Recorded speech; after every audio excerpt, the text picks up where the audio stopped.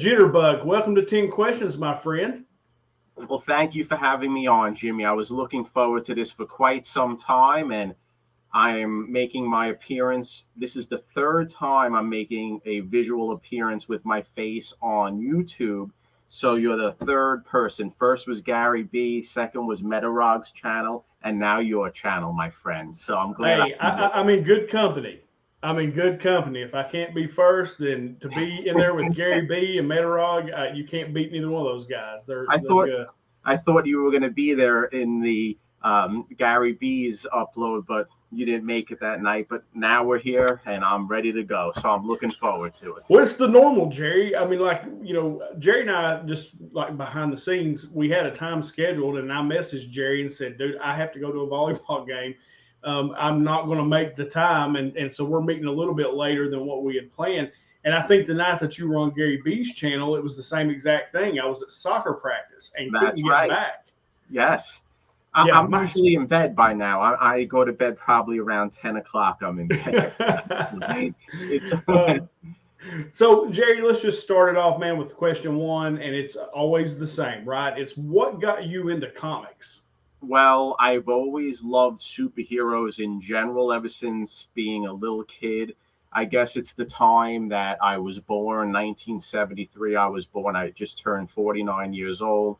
So during that time, it was just an amazing period, the 70s, early 80s, to love superheroes, especially DC, in my opinion, based on the Super Friends and all of the other cartoons that were on Saturday morning. It was an era when actually kids would wait all week until Saturday morning, and I would get up early and I would watch it from 7:30 on until around 11:30. And then after that, we would watch the Tarzans. They used to play the black and white in Abbott and Costello. It was just a different time before the internet. And that's what got me into basically superheroes and comic books to a lesser degree. But it was always instilled in me loving the fantasy world, sci-fi, Star Wars, comic books, characters, things of that nature. So did you read comics growing up, or was it more just you had an infatuation with the whole superhero genre? Well, growing up, it was more so reading or looking at the pictures in the comic books, and it wasn't necessarily collecting comic books, but I always had comic books. I remember having Treasury edition, the big size comic books. I remember having a lot of literature dealing with DC and Marvel, but it wasn't necessarily every month I would, or every week, or however they would come out back then, I would go and buy books. No, it wasn't. So we're very close to the same age. And, it's one of those things where I think my love for DC, you summed it up because it was Saturday morning cartoons. Sure. And that it was Super Friends. And then you might occasionally get Spider-Man, you might see the Hulk. I was on Justin's channel the other day, and I was talking about being a kid, and I had the same thing with the superheroes. Like they made these like towels that were the head cut out, but it had the body on the front and the back. Okay. And I had Batman and Superman, and I would tie a towel around my neck, and I was convinced. My mom was scared to death. Like she would tell you today that she was scared to death because I thought if I could get on the roof and jump off, I could fly. Oh, yeah, those were great times. I used to have a lot of fun with construction paper, scissors, and I used to make cowls and outfits and make the Batman logo and tape it onto shirts. And that was a time where it was underoos. So they used to be the underwear set, which was great. It was a wonderful time to grow up, in my opinion. I feel a little bad for children growing up in today's day and age because I think today's society is completely different, and there's a void of an imagination in my opinion. It's a lot just internet, TikTok, phones, 24 hours with these kids, and it's a little sad, but I grew up a great time, and I'll always cherish and remember those periods. No, me too. I mean, I grew up in a time where, especially here, we live in the hills. Sure. And there's, really my neighbors were my family. My uncle lived on one side. The uncle I talk about all the time lived on one side of us, probably 500 yards away. And then on the other side of my mom and dad's house, another 500 yards away, was my grandma's house. And That's so cool. they would kick us out of the house in the morning and say, go play. And then you knew when they yelled, you best get back, because it was Right. dinner time. And so you Sure. came back. And we used to go in the hills, Jerry. And you probably too during that time. Like I watched G.I. Joe all the time. Like that was another cartoon that was really big when I was younger. And we used to take our G.I. Joes up into the hills and we would build massive Sure. like sets, and just play GI Joes all day. Same thing with He-Man. We did that. We did that stuff all the time. Oh yeah, I was definitely an amateur builder when I was younger with the forts, playing Army, GI Joe. It was a lot of fun. It was really a time where your imagination can go wild and you can basically do whatever you needed to do to have fun. It was a cool time. So, do you with your kids, or I know with my kids, Amy and I, which my wife is a school teacher, so and a language arts teacher at that. So we work really hard to try and really get the imagination out of them, right? Like Amy would have them write and draw when they were babies and do Sure. things like that. And I think it did, help some with their creativity because I'm with you. It's just a different time. They got these things in their hands all the time. Yeah. And it's a good babysitter. And I think probably Sure. everybody at some point is, guilty of that. But it was so much fun. Do you try to instill that with your kids, like as far as, and we'll get into what you do on your channel, but from the imagination standpoint and the building standpoint, you try to pass that on to your kids now? I did. I only have one child, a girl. She's 12. So when she was younger, we definitely tried to do all those things that you just said. And now she's a preteen, so she's going on her way, doing her own things. But she's very creative. I'm very proud of her. No, I And feel you. I got a 15 and a I, 13-year-old, and they don't even want to talk to me anymore, really. yeah, sure. And I also have a nephew. He lives 5 minutes away. It's my sister's son. His name is Angelo. I have two nephews, and he actually has a YouTube channel as well. He's following in my footsteps. His channel is Angelo the Comic Guy, and he collects Golden Age. He likes to clean. He likes to press. We actually went this past weekend to a great show in Clifton, New Jersey, and we had a wonderful time. My daughter did come, but she doesn't collect comic books, but she was a trooper and she had a fun time with us. And he is someone that I relate to in relation to the comic books more because he Sure. really enjoys them. Well, no, I mean, my uncle was the guy that got me into it because he was into it and he sold at the flea markets. I've told that story 1,000 times, but Sure. it was my uncle. And we really bonded over that. And him and my dad were, they were brothers, but they were best friends. Like they hung out all the time. So we were all the three of us were always together, That's cool. doing that stuff. And it's really cool. I mean, it really is. And you don't know yet, or your nephew someday is really going to appreciate you. And I know. I definitely I can see that now. He mhm. really enjoys what we do together. So it's definitely cool. Definitely. No, that is so cool. So let's go to question two. Yes. And like I said, we're similar age, okay? And I know what brought me to YouTube, but what brings a man to YouTube? That's I'm sure you're well into your career, you've got a family, you've got all those things. Like what brought you to YouTube? Well, I started YouTube last October was 1 year.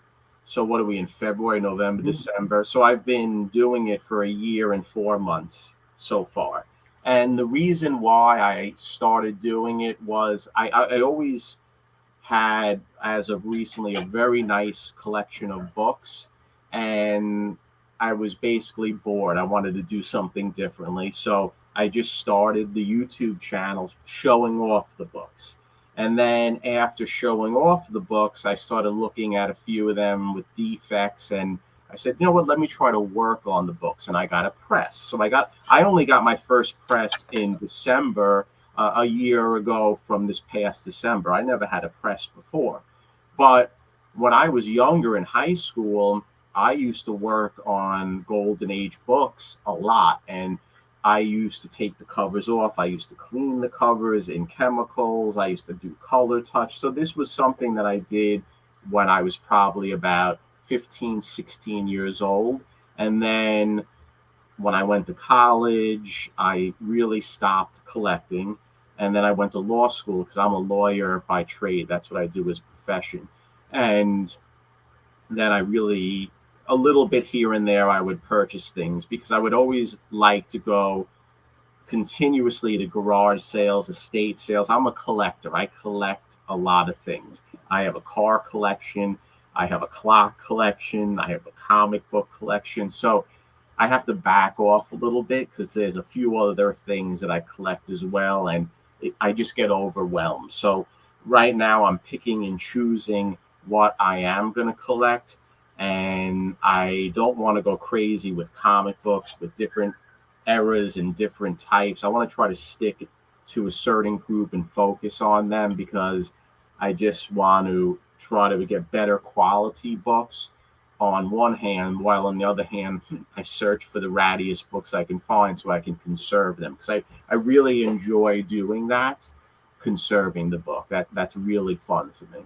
Well, and I have several different ways I want to go right with these Sure. questions because I've looked forward to this. I've made a list of questions for Jerry. I can't, since I started watching his channel, I keep a book, Jerry, where I see people that I want to interview.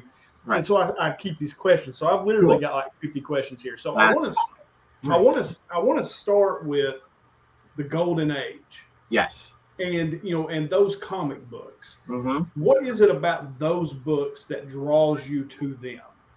Well, number one, I'm a big history fan, and I always studied history. I was a minor in history and international affairs. And in school, I was a political science major, and I just always was very interested in history ever since high school. So I enjoy how the Golden Age books relate to a certain time period in our history, specifically with World War II or before. And I believe that they tell the story of our country during that era. So I also enjoy the art for the Golden Age. I enjoy the integrity of the book. It's a lot stronger than modern books. It's made better. And just by way of example, with the wartime Golden Age, a lot of them just have one staple smack in the middle of the book. And the Right. reason why they have one staple is because of the steel rationing during the war. So that's just another example of why I like the Golden Age. And I like origins. I like to see the origins of Batman, of Shazam, all of the characters that we cherish today. They started, the majority of them, in the Golden Age. I also like the value of them. I like to buy a Golden Age. This morning I uploaded that I purchased a Action Comics. You would love this book. Check out the upload I put out this morning. I thought of you when I bought it because I know you really like Oh Superman. yeah. So this was an Action Comics 66 I purchased on eBay. I spent a little bit more than I usually want to spend. I spent a little over $200 for the book, but it has a split spine. It has some bug gnaws on it on the top and bottom. So I think this is a book that I'm really going to do my best conservation work on because I think I'm dialed in and I'm to the point where I can do it really well now, and I'm confident with all the steps that I take. And I'm really looking forward to working on that book. But it does have a World War II cover, so it does show American troops and Superman guarding the way to a courier on a motorcycle, blocking missiles. It's just awesome, the covers, and it's a part of our history, so that's what I really like. I think that's cool. For you, as far as the comic book stuff, I know you're not into modern books, but did you ever go through a phase where you were reading modern books, or has it always been the historical aspect of the Golden Age that drew you to the book? Well, both, because when I started heavily collecting, it was probably in the mid to late 80s. And during that time, I purchased a lot of keys, the Hulk 181s, the Amazing Spider Man 129s, the X Men's, all the keys. I wish I purchased more back then if I had hindsight, but I didn't. And I also used to purchase a lot of Golden Age Batman as well. So a lot of my collection I had from back then. So I used to also go to the local comic book shop and I used to probably in the late 80s to the early 90s every week, or now it's so big, everyone has a new comic they upload. And I used to do the same thing where I used to go there. I used to have a folder in the comic shop they used to put my books in, and I used to buy them. And today I have a lot of, I guess, key books from the 90s. I have 10, 15 comics of the same one because I used to buy them in bulk back then.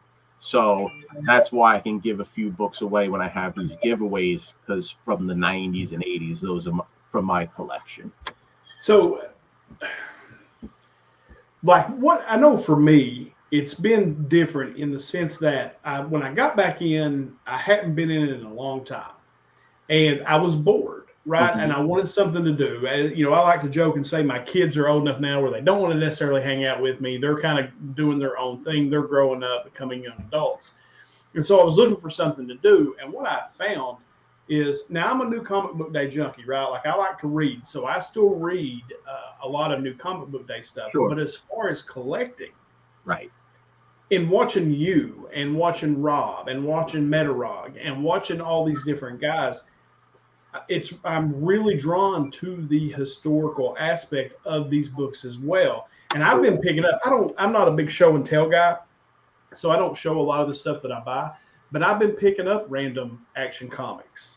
Okay, I think there was one that you pointed out to me that I ended up negotiating down and buying.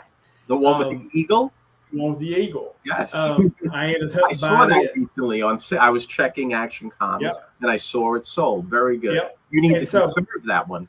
And that's something we'll talk about after we get off. I may send that one to you and let you do some work, right? So, but it's just really interesting as a collector, and maybe that has to do more with our age, right? Where it's about the historical nature, and I'm really drawn to those Silver Age and those Golden Age books now. Oh yeah, sure. No, they're definitely cool books to own. The new books for me, it's just not my thing. It's not. I asked a question on one of my uploads on new books. Are they even patriotic at all? Are they American, saying America is a good country, or what? Not at all. So it's not me. I'm very patriotic, and I love the country, and that's why I always have the flags at the end of my uploads and things of that nature. And I get upset with politics. I get upset with what's going on today. I want to punch the gas tank. When I filled up my pickup truck the other day, it was $80 or $90 to fill it up. And that's mid-grade gas I put in. It's ridiculous. And things are, in my opinion, going the wrong direction, but it will correct itself. No, I think so too. I mean, there's a business cycle, and there's a cycle in everything. And, sure. And I think it'll cycle itself back out someday. But no, and you're right. Well, you're seeing that in the comic book world as well. Everything's more expensive now. That had a lot to do with COVID and people having disposable income that they were getting for free and had money to spend. So you've got people buying trading cards and comic books and have driven the price. And then you've got the MCU. And all this hype around books now that just keeps driving the prices up.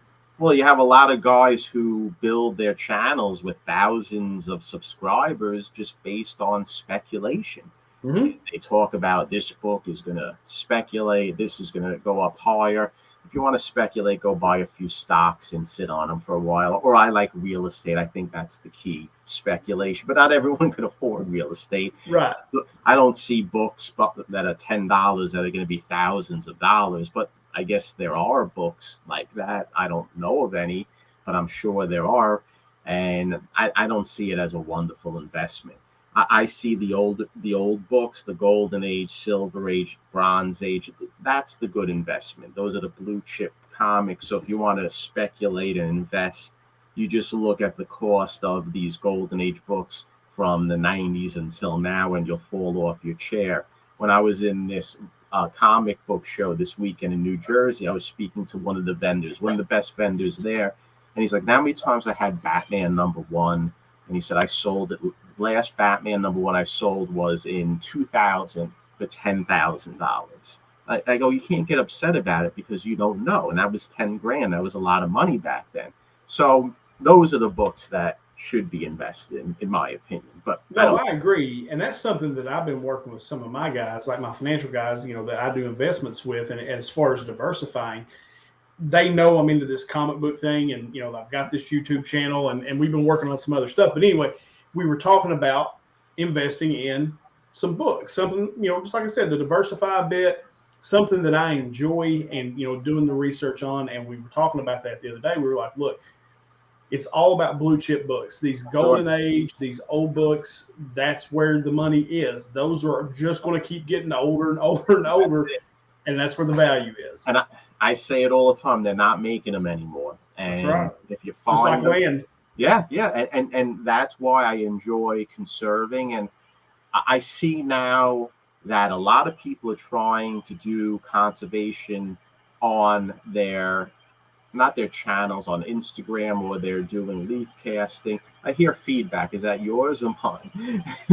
Oh, I guess it's from mine. Okay, so it's gone. So I see people are doing it now, and I don't want to credit my channel, but in a weird way, I think that I am influencing people to try to take the steps and to do these things, because I searched a lot of YouTube channels and I really didn't see many other channels that do what I do on YouTube. I don't know of any, to be honest. And if there is one, I would like to know, because I would like to watch it. Maybe there's some cleaning and things of that nature, but I rarely saw any leaf casting or even tear seals that I did recently with the Captain Marvel adventures that I did. So I like the uniqueness of my channel, and that's why I enjoy doing it. All right, so let's get into that. So, and that's question 4. That is, I think, why your channel has been so successful, right? I joke with you all the time and say I'll wave at you as you pass me by, and I've had some success with my channel as well. Sure. But what you do is so unique, and it smothers me out. Like, it absolutely, when I watch you put a book into water, I have watched 100 Jerry the Jitterbug videos and watched you do that over and over and over. It tears me up every time you do it. All right, so let's start here. And you touched on it just a second ago. Mm-hmm. So when you started your channel, it wasn't necessarily to do the conservation part. It was to kind of just show the books that you had and those things. When did you make the decision to bring yourself into the conservation aspect of the channel? I think it was like within my first 10 uploads, because I'm looking at the book now. I had a Batman, an early golden age that I cracked open from the case, and I married a cover that I was able to purchase off of eBay, and I sent it into CGC, and I got a universal at grade, a 0.5, but it's still a full book. That was a coverless book. So that is what started me on doing it. Then I pressed, and then I saw something on the internet in relation to document conservation, because a lot of the stuff that I do and that I've learned, I get outside of the comic world. So I do a lot of research in relation to the major museums in the world and the major conservationists in the world. And I watch what they do to conserve an old map, an ancient document, a title, anything like that. And I just took what I learned and I applied it to comic books, because it's the same thing. It's just a document. And that's how I got into it. So it was relatively early on in my show that I did do conservation. The first leaf casting I did was a disaster. I did it about 10-15 times. It was a Wiz Comics, which I still have. I'm going to do color touch on it. It's in the future. I remember that one. I got better and better, and now I have to say, with the leaf casting, I think I'm spot on, because I learned that it's not just taking any paper. I used to take certain papers, blend it, use the pulp, and use the leaf casting, and it would never match up. So now I take my time, and I made a bunch of templates and formulas where I have, if I don't know if you know, Jimmy, there's an owl card for comic collecting. It shows the different colors of pages. So basically, it's similar to that, where I have different formulas that I can make different color pulps spot on to the actual book that I'm working on, and it's looking really nice. In fact, the 181 that I just did, the Hulk, CGC didn't even pick up that I leaf casted the inside pages. They didn't even mention it on the notes. That's how close I got with the leaf casting. So whether they picked it up and didn't put it on the notes, that may be the case. And so I'm getting good. And I know that Hulk 181, for all of you who are watching, saying it doesn't look that good. I know it doesn't look that good. I agree it doesn't look that good. I got some negative comments, which, whatever, make the negative comments. I love it. Keep on giving me negative comments because I don't back down. I'll go after you. So the thing is that the book doesn't look good. But that's not the point, is it? Wasn't the point. I wanted to get it to a conserved grade. And I'm the one that I remember when I was younger, sitting outside, taking my watercolor. I watercolored the whole front of the cover. So I know what I did, and I achieved my goal. So sometimes you have to move away from beauty to get your goals set in. And that's what I did with that one. Well, that whole series, when you did that Hulk 181, just was mind-blowing to me. And that's what, to me, it's not, and that's the thing about me, Jerry, I could never do that. Okay, I don't have the patience, nor the discipline to do what you did with that book. Right. And it was so interesting to watch it from the beginning. That's what I like about your channel. Like, I will save them up now. That's why you'll get 50 comments from me at one time. Yeah, I love it. Like I'll save them up and I'll watch them all at one time because I want to see that in time. Like, I can't wait. Like, I was watching them individually, and I would watch you start, and then I couldn't wait till the next upload. And so I just started saving them up and binge watching them essentially, so I could see you get to the end. Like, let's just talk about the Hulk 181 book. Sure. Like, how long did it take you from the start to the end? Because I know it was like, how many uploads did you do? 20 some? Yeah, it was a lot. It was a lot. And you know what? I keep on saying that next time I do a series like that, I'm going to keep my time and try to say, oh, it took this amount of hours. I don't know. So if we had a look, maybe an average of each upload could be 2 to 3 hours. So 20 times 2 to 3 hours, maybe 40, 50 hours I would spend on that book. But that's just an average. It's not an exact number. But some books are a lot shorter. And that Captain Marvel Adventures that I just did, where I did leaf casting and I also did tear seals with Japanese paper, that didn't take that long. That was maybe 6 parts, and that I should be getting it in about a week from CGC. So I'm very interested in seeing what I got on that book. And by doing this, I have to say, and I'm not complaining at all, but it's a lot of time and it's a lot of work. And what makes it a lot of time and a lot of work is also the production of filming the movie or the uploads, because I have to set it up, I have to set the camera up, I have to do the steps, and I have to do it in a way where I can film it so it makes a good production and people can watch it. And there's a lot of times that I do a lot of work off camera when I want to get close to the book. So if I got close to the book over it, you're going to see the back of my head, and I don't know how to set up the camera where you can see it nicely like that. So there's many hours outside of filming that I dedicate to the actual task that I'm doing.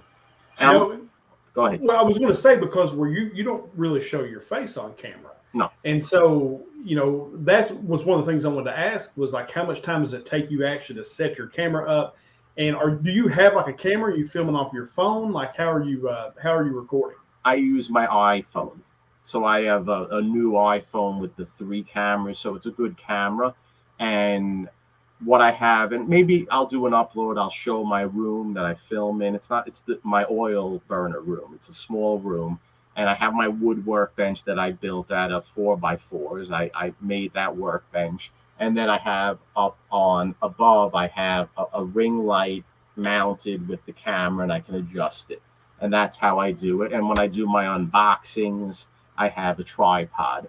And then when I edit my videos, I do it all on my iPad. Everything I do is on the iPad with iMovie, and Pronto makes the writing, and there's a few other things that I do. I think Instagram, where you can do the comparison shots. There's an Instagram app that I use to put the pictures. So that's all I do when I work everything out to make the upload. No, it's I don't know. It's what I forget when you made the suction table. Yes. That sound, Yes. it's so soothing. Oh, Like I love it when your videos are long because I know you were like, oh, I don't want to make a really long video. No. And I will sit and watch them like it's like I watch a movie. I mean, it's just I don't know. There's just something so interesting about that. So you said that. So you did always work kind of handy like that, I guess, right? I mean, as far as that always, kind of goes. always. Yeah. I was brought up where you don't call someone to fix something, you try it yourself, and then last resort you call someone. So I'm very handy with a lot of things. I was raised like that too, Jerry. It just didn't take with me. No, I'm just not good at stuff like that. When I do something and I'm done with it and it turns out really nice, I am very happy. And my wife may disagree with me, and it did cause not issues but problems because the things I do take so long. Like, we renovated our house recently, and there's three bathrooms, or how many bathrooms. I laid the tile in every bathroom. I'll do the floor, I'll do the showers, I'll do the vanities. I like to do those things. And I look at it in life where my time is free. No matter, I don't have the mentality where I put value on my time. It's a little weird sense the way I shouldn't be that way, because especially a lot of things that I do, I bill by the hour. But my time is free. So if I can do something and it takes me 6 hours, I don't have to pay someone. I look at it where I made that money that I wouldn't have to pay someone. So that's money I can do something else with. And no, well, my dad and them were like you, like they could do anything. My father-in-law today is, because my dad has passed away, and Amy's dad, he comes over and helps us do stuff all the time. Like, he can literally build anything. I mean, he's a, I always say people from Eastern Kentucky, they were coal miners and they worked underground. And when you're 3 miles under the earth, you can't run out to the hardware store or to the, wherever and pick something up. You just had to figure out how to fix it. You need to do a bush fix. Yeah. Yeah. And so that's what those guys would do. I was just never really good at it. I mean, like I said, it's not suited to me. I'm a numbers guy. I can do things with numbers that other people can't do. I just really struggle with that. So I think that's why I find your channel so interesting. Is because, cool. And I'm sure that's how a lot of people feel, is watching your channel. They say it all the time. They say, I can't do it. I don't have patience. I'm lazy. And I enjoy living vicariously through you, that I wish I can do it. And that's why I think I really have a good following. And I want to thank all my subscribers, because they're very loyal, and yes, they watch it. And listen, let's all be honest. There's a lot of YouTube channels out there, and I know there's very few people that watch a YouTube channel upload from beginning to the end. I'm sure not many people are going to watch this from the beginning to the end. You fast forward, you go through things that you like, and you comment. And it's hard because there's a lot of content and there's a lot of good people out there in the YouTube comic book community. And I do my best to watch things and to comment. And I think it's very nice to be supportive of other channels, but there's just not enough time in the day to do anything, to do something like that with all of the great content that's out there. No, I agree 100%. Like, I have to every morning when I get up, I'm fixing my coffee. What I do is I actually make a queue list of everybody that I want to watch. Sure. And I essentially listen to YouTube. That's my radio now. Or instead of a podcast, I listen to YouTube. Now, there are a few people that I sit and watch. Yours is one of those. I actually sit and watch you. Just because I find it so interesting. But I want to get to question 5, Jerry, because you brought this up a second ago, as far as some of the negativity that you've received. Right. Now, I'm of the belief that you're making it, you're doing something right when you get the negative comments. Sure. Has it come from because I know most of the people are like me that are watching your channel, are commenting positive things because we're blown away by what you do. Where where does the negative stuff come from? Is it people who do conservation work that don't like what you're doing? I mean, I don't get it. There hasn't been a tremendous amount of negative comments. I would say 98% is positive.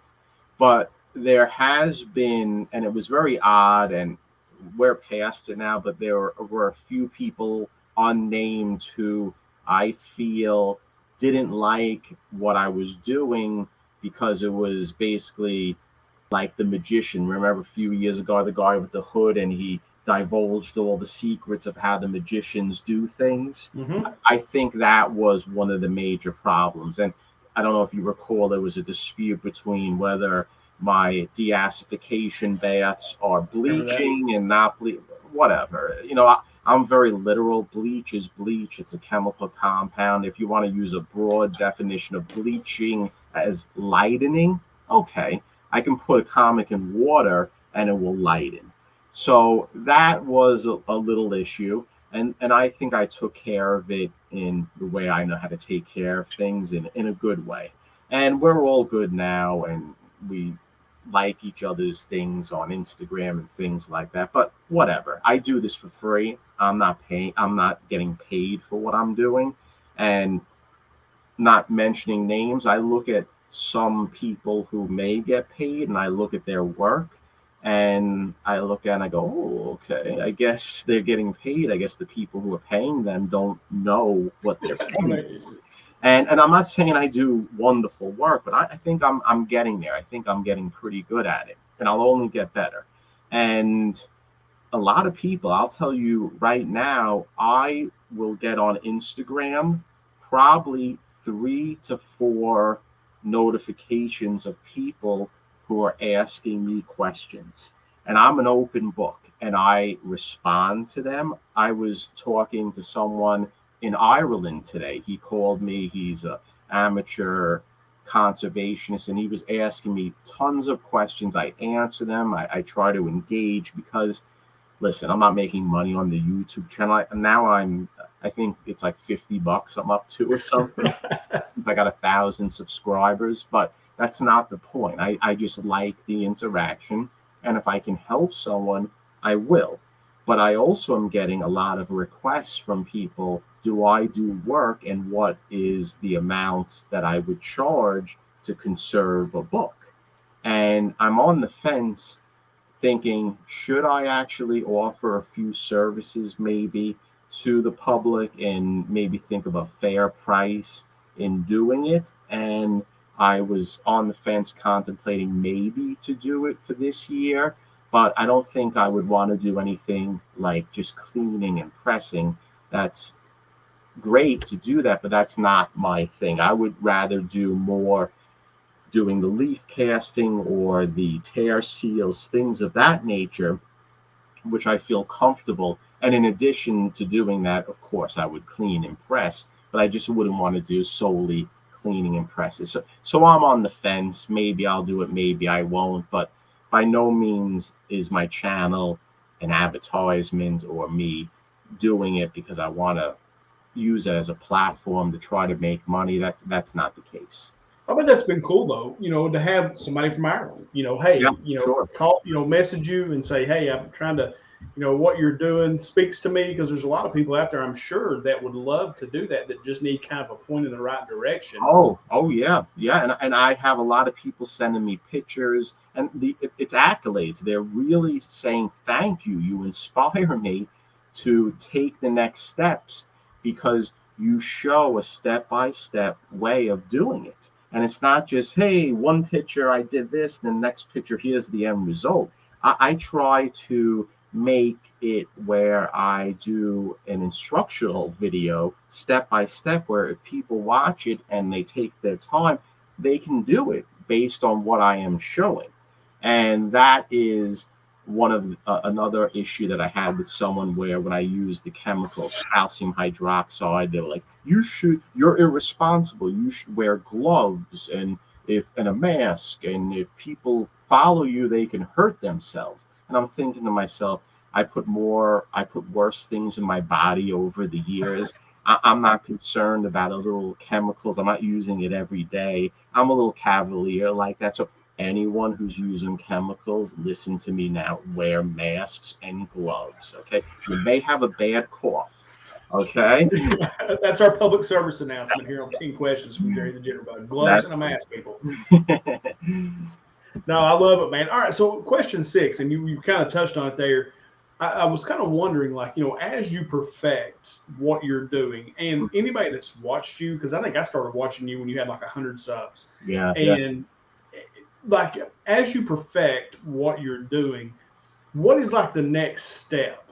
Like as far as is there a next step, or is it just really perfecting what you do? Like Oh, would you go get a different kind of book, and try to conserve that, or some kind of document? Like I'm interested to know like what else you might do, with what you're learning to do. oh, you mean outside of comics? Well, Or yeah, even outside of comics or even with comics, oh, like, is there a next level that you can go to in the type of books that you can serve? there's always a next level. Okay. And in fact, I always think of these things ahead. And when I do this Action Comics, I am going to do a combination of leaf casting, and I'm going to use what is the name? Tengojo paper, which is the thin paper that I use. I'm going to combine them both. And I'm going to try to make it where I do masonry work. Growing up, concrete bricks, things like that with professionals. I'm the helper, but I can do it. And I have good friends who are masons. So just when you lay a slab, I don't know if you ever saw a slab being laid of concrete, they'll put wire mesh. Yep. First, you put the wire mesh down. That it's like a grid, and then you'll put the concrete over the wire mesh. You'll lift the wire mesh, so the wire mesh is in the middle of the concrete. So I thought to myself, why can't I do that with the leaf casting to make it stronger? So I'm going to take that Japanese paper and I am going to put it into the leaf casting that I did when it's wet, and I'm going to make a stronger leaf casting. But the one thing that you have to do is you have to dye the actual Japanese paper, because it is white and you want to dye it to the color of the actual paper of the book. And I dye it, and I did it last book. I take it, I put it in tea, and there's different natural ways that I dye the actual paper to make it closer to the color so it doesn't stand out. So there are different ways. No, that's interesting, because that was one of the things I wondered. I was like, okay, what is the next step for Jerry? Because you're like a mad scientist to me, and I know just watching, I know there has to be another level, right? Like there's different things that you can do to make, because once you get the basic concept down, then you really start to perfect your craft, right? And it's practice makes perfect. And then it's like you said, dyeing the paper or getting that paper quality just a little, better. I love that, man. I think that's interesting. So question 7, Yes. I want to bring this kind of back to like your wife and your kids, because I know how my kids felt when I started YouTube. I did it to prove a point to them, and then ended up loving it, right? And so now I'm addicted to it. But do your wife and kids do they think that you're a mad scientist like I do? Are they pretty supportive of doing what you do? It's they're always supportive, but it's not something that it is overexposed where I do my own thing. And I sort of like to keep it my thing. I like to keep it my little special thing that I'm geeking out and talking to people from Ireland and from Sweden and asking questions back and forth, and me giving information. So it's something that they're not against it, as long as it doesn't control my life and I spend too much time, just like with anything. I'm sure there's no issue. And I'm very all in. There was a period before my daughter was born, I used to restore cars. And unfortunately, I have like 4 cars at different stages of restoration that I didn't finish. And they're in a garage, and I haven't worked on them for 8 years. And I'm planning this summer to go back to it and finish it. And when I work on cars, I have a 69 Corvette. I took the body off I rebuilt the engine. I stripped the frame to the frame, and I went over every nut and bolt and made it beautiful.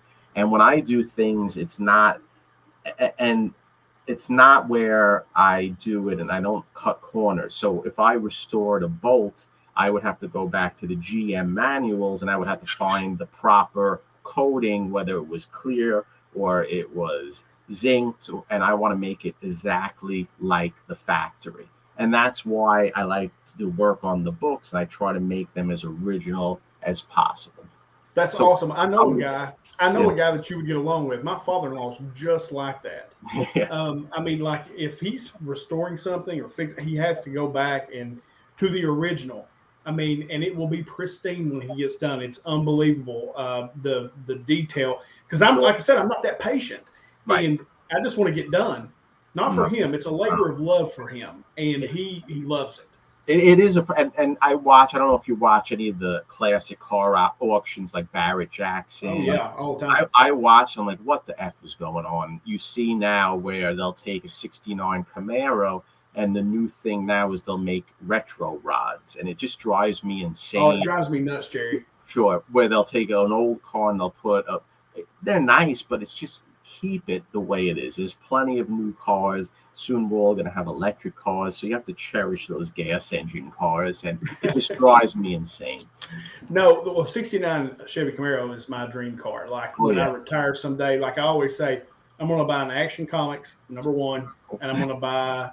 I tell everybody I have to sell my company. When I sell my company, first two purchases, Action Comics #1, which I might get to keep for a week, and then I may have to resell it. And that's okay, just as long as I own it one day. That's all I need. And a '69 Camaro. Well, And you can get the '69 Camaro. It would be a lot cheaper than the Action ones. Isn't that crazy? You know, like a comic book would be that much more expensive than a car. You know, a classic muscle car. I went through a stage where I was really looking for certain books, and I was going to put one of my cars, a '79 Vet, on Craigslist and try to trade it for a comic book. And I wanted to see what I can get for it, and it didn't work out well with my family. But I put an end to that thought. Yeah, I love it, man. All right, so question 8, and I meant to ask this earlier, so this is going to be kind of a little out of the flow for what we're talking about, and then we'll jump back in. But I wanted you, because I think, you know, in conversations I've had with other collectors, and when it specifically comes to the golden age, people don't know where to start. And you and I have kind of chatted back and forth on IG about, you know, Dell Comics and what's the company that you buy? Fawcett. Thank you. Yep. Like, can you kind of give just a real quick Golden Age Comics 101? Like, you know, what's out there? Like, where should people start if you're wanting to kind of get into that era? Well, my answer to that question would be to buy what you like. So you can't just say, oh, I want to buy a Golden Age comic. Do you like superheroes? And if you like superheroes, which superhero do you like? Do you like DC? Do you like Marvel? Do you like Fawcett, which is Captain Marvel? And there's a few other superheroes. Do you like Disney? There's plenty of beautiful the Disney Golden Age. Do you like romance comics, which I don't like? Romance is not Sure, Jerry, but a lot of people like romance comics. So the answer to that question, you have to buy what you like. And if you buy what you like, you'll be able to find something with any one of those categories. And that is how I would make a recommendation to someone. And a lot of it has to do with cost, because Batman Golden Age books, Superman Captain America Golden Age books, they're very expensive. The Fawcett's used to be more reasonable with Captain Marvel, but now those books are creeping up substantially. And I guess it's because of the movies that are coming out, and Shazam movies and Black Adam. They're becoming a lot more popular. So those are creeping up. I saw a significant increase in many of the books.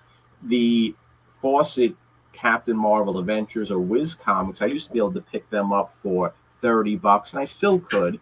But now you're looking at the average price is $150, $250 for a nice Golden Age books. And that's why I love getting a beat up book, because I know I can make it a lot better and conserve it.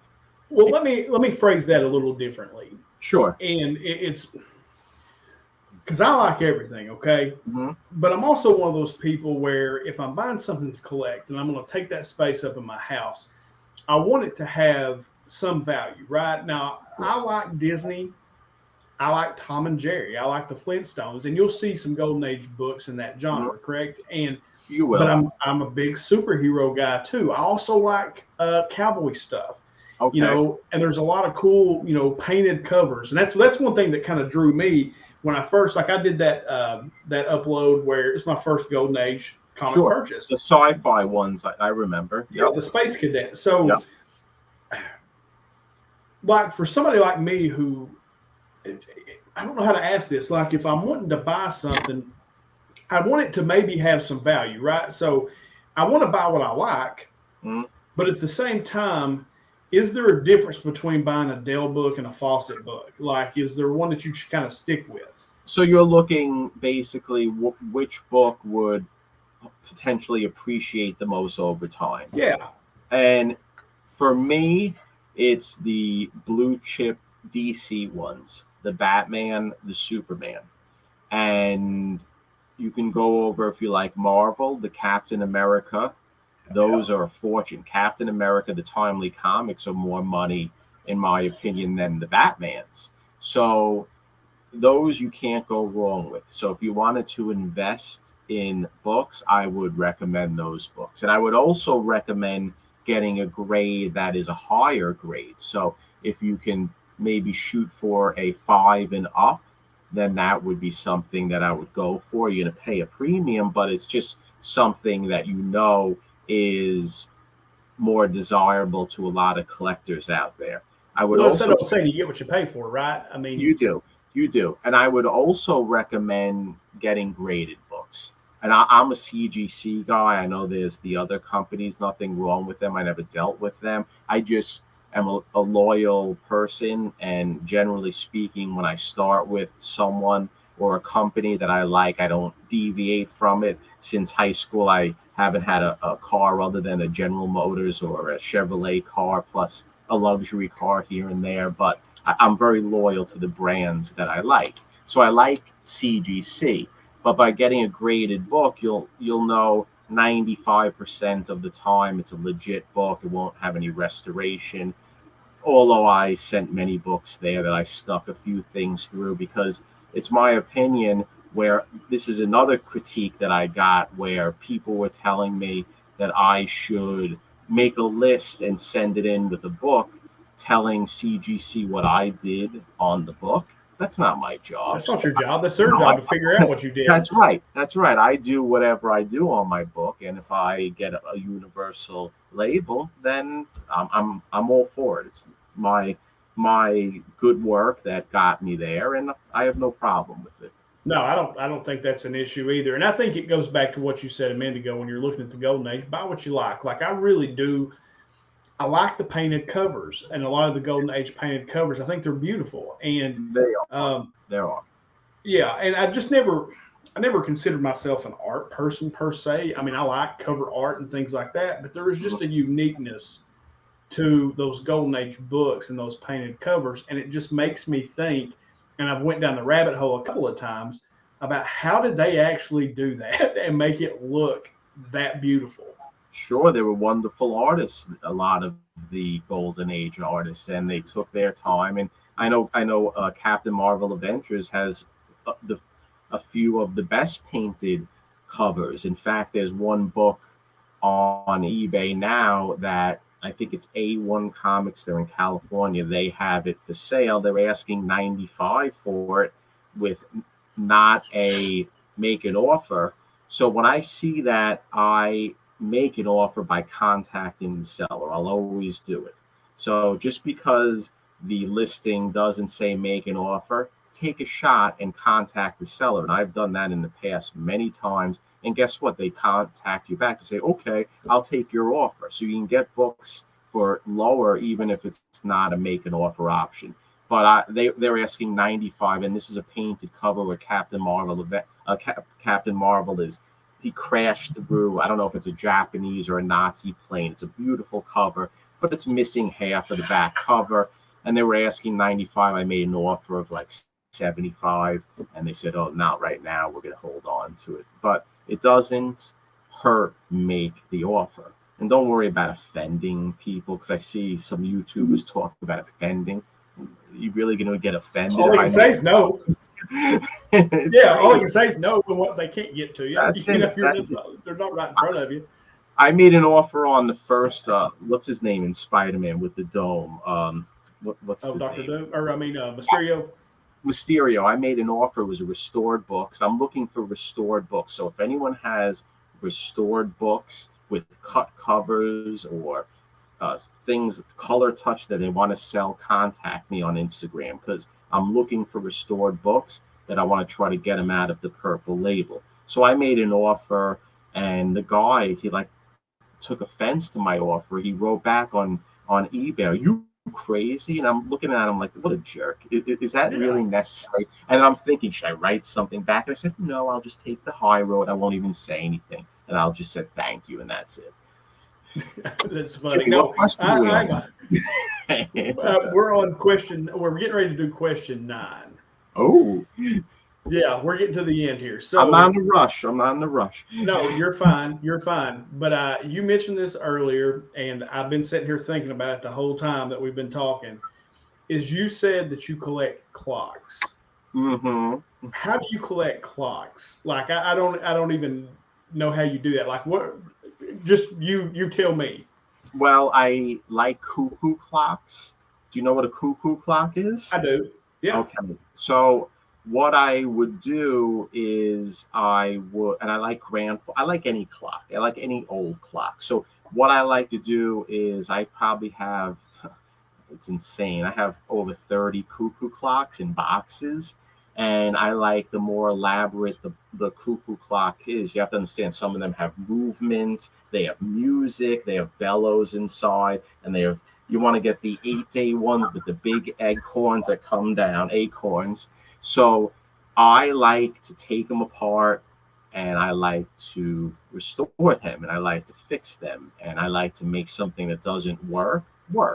So I would just spend hours by myself. Believe me, if I was the last person in this earth, I wouldn't have a problem with it, minus my family. I like being by myself, and I like tinkering, and it's really peaceful for me just to not be bothered by anyone else. And I get real joy in making something that's broken, making it working. I get a large amount of satisfaction in doing it.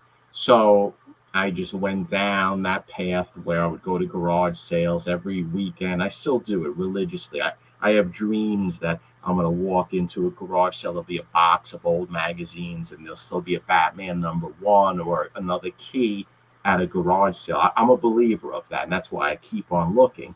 So I would buy any cuckoo clock that I would buy, that I would see, and I would buy it. No, my aunt. I mean, we had cuckoo clocks growing up, but I wondered if it was the mechanical nature of it, and if when you bought it, it didn't work, and it was something that you could tinker with. Oh yeah, and get it to work again. No doubt about it. I will take the clock apart. Like what was that movie? Not Watchmen. Was it Watchmen? Who's the guy with the? It is Watchmen, where the guy would take apart the clocks and he would put them back together. That's how I can do it, and I love doing it. And especially now with modern technology, it's very simple. I use my phone, and I'll take picture and picture and picture, and I'll take a picture of each step, and that's my reference how to put it back together. See, I love that. And I think that's neat. Now, I just think it all kind of goes hand in hand. And then you said cars, too. You've got cars that you're in different projects. I was wondering what those 4 cars are that are in the various stages. I have a 69 Corvette. I have a 69 Chevelle. I have a 79 Corvette. I have an 85 El Camino. So those are the 4 doors that I have. You're a good man. 4 cars that I have, right. I love it. 79 Vet I put on my channel. I've seen, yeah. And then the El Camino, I have to do a little work. It has some exhaust issues, but I can get that running. The Chevelle I found in Pennsylvania, and I bought it on eBay. and it was in a field, and I paid back then maybe about $3,000 for it. I went and I picked it up. The car, the way it is now, it's about maybe 10, 15 grand I can sell it for as is, but I'm going to keep it because it's very rare 69 Chevelle with a big block. It's going to be nice when I finally get to it, when maybe I'm 60. We'll see. Cool. I love it, man. All right, question 10. And I've never Yes. actually asked this question on here before. Good. But for some reason, I want to ask you, and just like, what is your plan? Because maybe I want to ask you this because I'm kind of going through this myself right now, okay? And maybe we can relate on this. Is what do you want to see happen with your YouTube channel, like long term? Like in the short term, for me, it was get on here, make some content, have some fun. I've ended up making a bunch of friends. I'm doing this stuff anyway. Like a lot of the content that I put out, I'm already doing that research anyway for like New Comic Book Day. I'm doing that. I could write these lists that people put out because I'm doing it anyway. So I just share that with people when I do my content. But I've really been thinking about it a lot here lately. Is what is my long-term goal with this? Because I have 2 businesses. I have kids that I'm raising. Like what is my long-term goal with YouTube? And I don't know the answer to that. And I was just kind of wondering if you thought about that, like the long-term, plan, because you seem like a guy that plans things out. So have you kind of thought 10 years down the road, do you think you'll still be doing YouTube? Well, I'm 49 years old. I have my own business. I haven't worked for anyone since, I would say, when was the last time I worked for someone? 1999. So I've been working for myself. My one job out of law school, I worked there for about a year and a half, a very good firm. I got a lot of experience. Then one of the bosses criticized me about something. I'm like, oh, okay, that's great. I went home. I just got married. I said, I'm quitting tomorrow. I'm not going to take that shit. So I walked back in. He was a very nice guy. I gave him a bottle of Dom Perignon. And I want to say, here you go. Thank you very much for teaching me, but I'm leaving. And they were trying to keep me. I'm like, nope. So ever since then, I had my own business. And every year I'm like, why am I have my own business? Why do I have stress? Why am I doing this? And you know that. And I went through a little midlife crisis probably a couple of years ago, 3 years ago, where I'm like, you know what? I'm fed up dealing with the clients. I'm fed up dealing with paying the bills. And I bought 2 new suits, and I made a resume, and I sent resumes out, and I went on 1 or 2 interviews in Manhattan, and I sat there and I'm like, what the fuck am I doing in my interviews where someone's younger than me asking me questions? And that it didn't work that well. Yeah. I'm very independent and I like to be my own boss, and that's just how I am. And getting back to the question, what is my goal? The goal would be is just continue to have fun and continue doing it and meeting people and fine tuning my craft. I do like the subscribers. It is a challenge, and it is gratifying when I think I'm up almost at 1,100 maybe now subscribers, and I'm very happy about that. And it just shows that people like the channel. So it does go hand in hand. If I was doing it this long for a year and 4 months and I had 100 subscribers, I wouldn't be doing it anymore. I'm doing it because I feel the actual energy when I put an upload. It used to be where I used to wait until I get 100 views. Now I'm waiting until I get 200 views.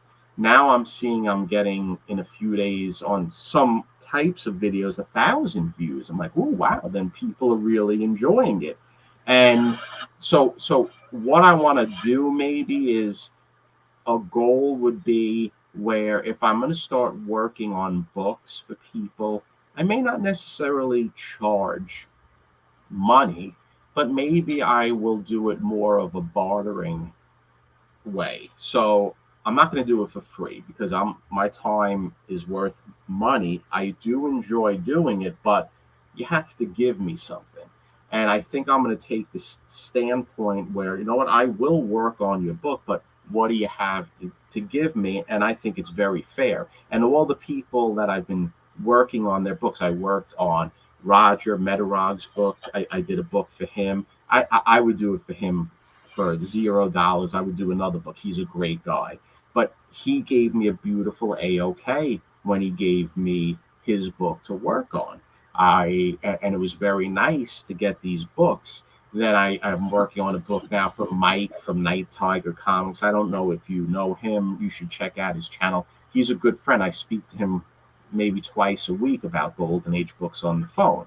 So I did a book for him. He gave me also a great AOK. Kenny Caps gave me a great AOK. Kenny Caps is retired. He hasn't been around for quite some time, but I like Kenny a lot. I do like Kenny a lot. I once in a while will exchange messages. So I worked on a few of his books. He gave me a great AOK. So maybe to answer your question, I just came up with the answer now. Where maybe the goal will be to expand my collection with books that I want by working on other people's books, because the people that want me to work on their books, it's not like a 1990 something Spider-Man that they made 10 billion copies of. These are books that are very valuable books that they want me to do certain things on. Some of them could be 1,000, some of them could be a couple of grand for these books. So if I'm going to take my time and dedication to doing what I have to do, I have to get some reward. And it's not necessarily would be money, it would be more in exchange for books. And a lot of the people who are asking me, I'm sure they have many copies of certain books that I would want for my collection. So maybe that would be a goal as well. But we'll see. We'll see how time goes. Cool. I love that answer, man. And I like where you said at the very beginning is it's about fun. And I think for me, as long as I continue having fun doing what I'm doing, because it is sometimes, and I'm sure you feel this too, and anybody that has a YouTube channel that's putting out regular content probably feels this at some point. It's a grind at times. It is a grind. It is. There's a lot of time goes into it that people don't see with the editing, and like you said, especially with what you're doing. Yeah, try hooking up the table and putting on the vacuum, the suction table, making those pulps. It's a tremendous amount of time, but I'm not complaining because I'm getting gratification from doing it. I'm enjoying doing it. One book I'll tell you right now that I didn't enjoy. There was one book, I called it The Lab Rat. It was a master comics. I actually gave it to James Galagos. He's a YouTuber. He's not a YouTuber. He's a participant. He doesn't have a channel. He won my 800 subscriber giveaway, and I still have it. I have to send it to him because I'm going to work on another book that he won. But if I'm not gelling with the book I'm working on, I'm not going to like it. I need to like the book. I need to really want to make it look a lot nicer and to conserve it. And if I don't like the book, believe me, I'm not going to touch it. Love it, man. Jerry, that's been 10 questions, baby. That I could literally go for about 3 more hours with you. Look, I am a huge fan of your channel. Thank you, Jimmy. And people that are watching this today, if for some reason you're not watching Jerry's channel, you are missing out. I'm telling you, it is one of the most, he said it earlier, it is incredibly unique. There's not a lot of people doing what he's doing on YouTube. And especially if you like comic books, and even if you like the historical nature of comic books and you like the restoration aspect of it, it's just really interesting. And Jerry does a great job with what he does. And so I'm honored to have him on here and have him on 10 questions. But I'll link all his stuff down below. So definitely go look my boy up. I don't think you'll be sorry. I think you'll become a Jerry Holic just like the rest of us. So, well, thank you, Jimmy. Great. I really appreciate the kind words, and it was a blast. And maybe we'll do a round 2 a year from now if we're still doing it. I think both you and I will be doing it, and it's a great time. And I really appreciate it. Thanks, Jimmy. That's all good, Jerry. Thank you, my friend. Guys, like I said, Jerry's stuff will be linked down below. I don't know what else to say, but what a great, great interview. I've had a ball. This has been 10 Questions.